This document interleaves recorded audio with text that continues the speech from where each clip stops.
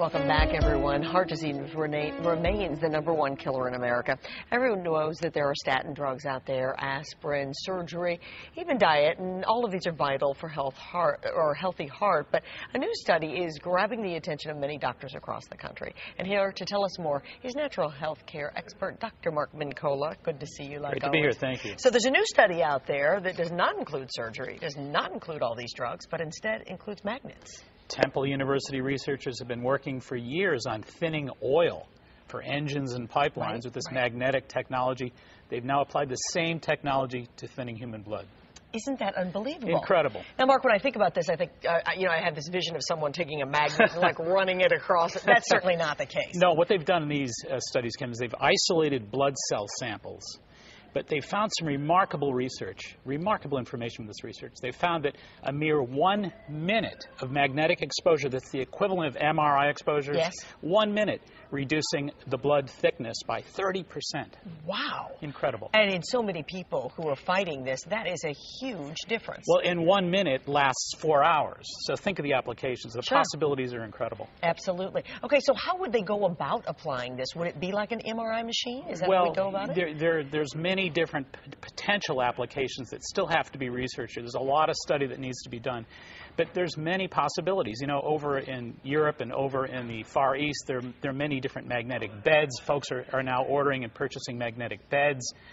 They can, of course, range from different potencies and powers of polarizing magnitude. So there's machinery, there's all kinds of magnetic possibilities that have developed in terms of product. It's going to be remarkable in the next 10 years. Let's talk about the individual who would have to have this.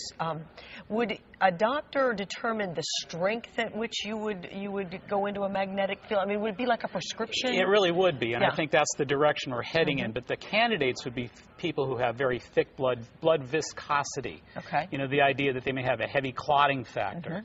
Those folks who are on aspirin, for example. Obviously, a lot of folks with heart disease want to make sure that their clotting factor is regulated. This could be one way to help regulate that. Sure. What about side effects? Because we know statin drugs often have side effects. Sure. I mean, they're out there. So what would this do? Well, the authors of this particular study at Temple say, hey, you know something? It's amazing. There are absolutely no contraindications, no side effects whatsoever, and complete replicatable response here. So they can replicate these over and over and over, same numbers. Now, what would we be talking about here, Mark? I mean, is this something that someone would do daily? Would they do this once a week, a month? Well, again, in this particular pilot study, this very early phase of things, they're finding that 1 minute of magnetic exposure equaling 4 hours. Okay. So let's say, for example, let's just kind of daydream for a second here. You can make a magnet in a bed and put it underneath the bed and have somebody sleeping for a period of 6, 7, 8 hours.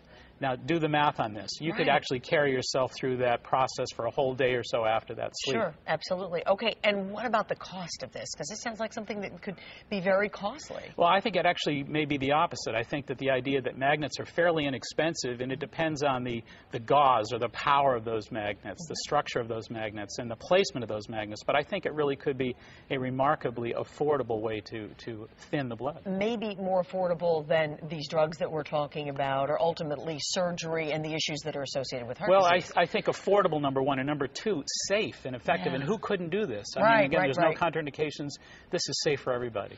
Yeah, that's the part I think that probably is the most amazing. Is that it's not affecting any other organs. It's not causing any other kinds of problems. No side effects. And I think the other thing, Kim, is for years people have been talking about it kind of in an interesting sort of pop culture fashion. You know, magnets, magnets, magnets. But now we're starting to find that science is saying, hey, there's something really to this because it polarizes those blood cells because there's iron in the blood. The researchers say because of that iron in the blood, it polarizes those blood cells and it shortens the chains, thinning the blood. It's pretty remarkable. It really is. It is remarkable, and it could make such a difference in a disease that is affecting Americans every single day.